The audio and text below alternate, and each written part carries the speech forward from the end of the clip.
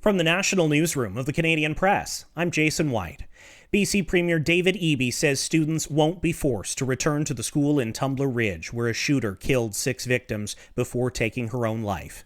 Canadian Press reporter Jack Farrell has the latest. The school board itself is still working on plans for, how to send kids back to school. Premier David Eby has said students won't be forced to go back to the school, and the school board itself has said, our expectation is that students won't be going back to this school. On Saturday, police took down crime scene tape at the Tumbler Ridge home the shooter, Jessie Van Rootselaar, shared with her siblings and mother. A former head of the Public Service and High Commissioner to the UK will lead Canada into the upcoming U.S. trade talks. Prime Minister Mark Carney's named Janice Charette as the country's chief trade negotiator to the U.S. Her appointment comes during a crucial review of the North American Free Trade Pact, known as CUSMA. Foreign Affairs Minister Anita Anand says Canada won't re-establish ties with Iran until there's a regime change. She made the comments to the Globe and Mail Saturday. Her office and department would not repeat that phrasing, but they have not disputed it. Ottawa says a national security incident and the multi-million-dollar loss of medication at the country's emergency stockpile were unrelated.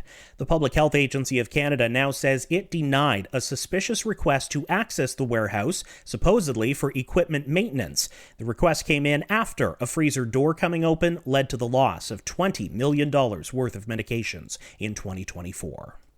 Almost 1 year later, passengers still recall the fiery crash of their Delta Airlines flight at Toronto Pearson International Airport.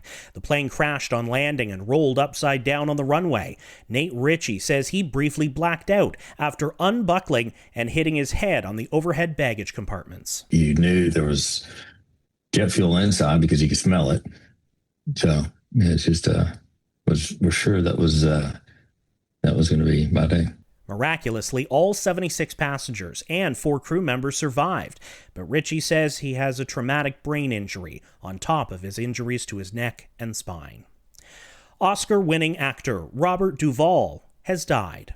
ABC's Mike Dubusky has a look back. This is business, not personal. His roles included Tom Hagen in the first 2 Godfather films. I love the smell of napalm in the morning. Lieutenant Colonel Kilgore in Apocalypse Now. Or I guess I was wrong. And Max Sledge in Tender Mercies, the role that won him an Oscar in 1984. Robert Duvall appeared in over 90 movies over 7 decades and even directed a few, including 1997's The Apostle. But he said he most enjoyed playing Texas Ranger Gus McCrae on the TV series Lonesome Dove. Fun is my department. Robert Duvall was 95. Mike Dubusky, ABC News. This is the Canadian Press. In sports, it's another gold for Canada. Parry Sound, Ontario's Megan Oldham finished first in the women's freestyle skiing big air competition. It's her second medal of the Milan Cortina Games. The 24-year-old also won bronze in slopestyle. Now, Canada's picked up 2 medals today. Earlier, short track speed skater Courtney Sareau won silver in the women's 1,000-meter race. Canada will face the United States for an Olympic women's hockey gold medal rematch. Canada defeated Switzerland 2-1. And that game saw Marie-Philippe Poulin break the record for goals scored in the Olympic women's hockey tournament. The Canadian captain scored her 19th Olympic goal today in the second period. She then scored again later in the frame.